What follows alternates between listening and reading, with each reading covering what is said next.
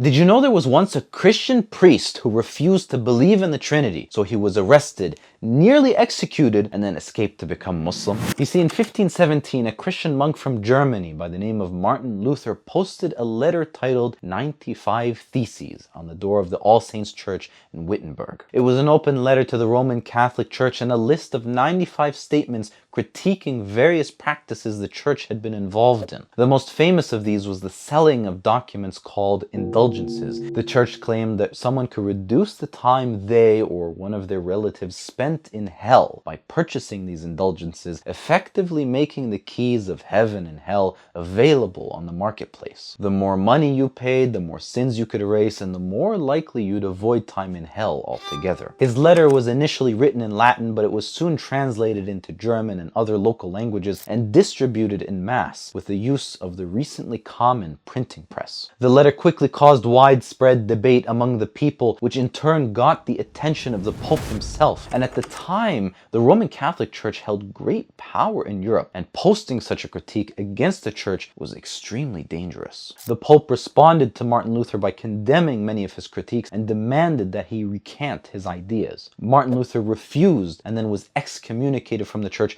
eventually being declared an outlaw, making it a crime to help or protect him. However, Martin Luther had some powerful friends in Germany. They arranged for him to go into hiding, and during this time he managed to finish translating the Bible into German. Up until this point, the Bible had been kept in Latin and could only be read by those who had studied under the control of the Catholic Church. And for the first time, the Bible was now available for anyone to read, and the church was no longer in control of its interpretations. Soon enough, Protestant Christianity was born. The Protestant Reformation promoted the idea of questioning established religious dogmas and encouraging people to study and interpret the Bible for themselves. And from this began a movement which rejected the doctrine of the Trinity. They were called anti-trinitarians, and many of them believed in the oneness of God as opposed to the concept of Father, Son, and Holy Spirit. It was a belief quite similar to the Tawheed of Islam. Eventually, all of this led to the German Peasants War in 1524. German peasants, having been influenced by Martin Luther's teachings that emphasized the individual's direct relationship with God and the idea of religious equality, began demanding more rights and more freedoms from their feudal lords. They organized themselves into military units and formulated a list of demands known as the 12 Articles, which called for the abolition of serfdom, fair treatment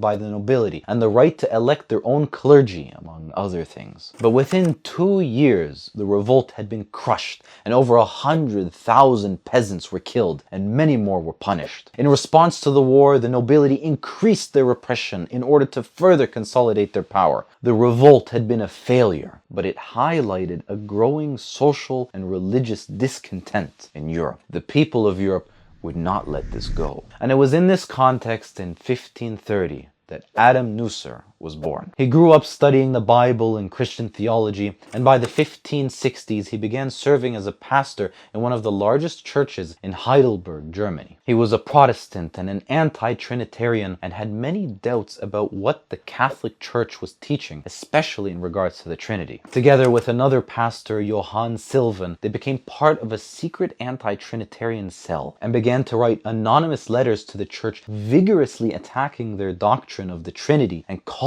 for only God alone to be recognized as divine. At the same time, they recognized that Islam held a very similar belief. And so they began writing letters to the Ottoman Sultan, assuring him that if he ever managed to conquer as far as Germany, he would receive the local people's support. In 1570, Adam and Johann decided to migrate to Transylvania, which was a vassal state of the Ottoman Empire at the time, seeking protection from the Muslims against the church. But at some point in their journey, they were stopped, and a letter they had written to the Prince of Transylvania criticizing the Catholic Church had been discovered. They were accused of heresy and imprisoned for denying that Jesus was God. Johann was then tortured in prison and then beheaded in a public marketplace, but Adam, on the other hand, managed to escape. He quickly fled from the German authorities and made his way across the continent, eventually landing in Istanbul. The Sultan greeted him with open arms and even offered him a job in the Ottoman government, and Adam took that job, converted to Islam, and lived the rest of his life within the Ottoman Empire. And in 1576, only only a few years later, Adam died at the age of 46. It's amazing how, when they removed the authority of the church and their interpretations of the Bible, many people were able to see that the Bible calls for God alone to be worshipped. And one of the people who recognized this was Sir Isaac Newton himself. His diaries were full of writings that Tawheed was the only truth and that God alone should be worshipped. Like and follow for more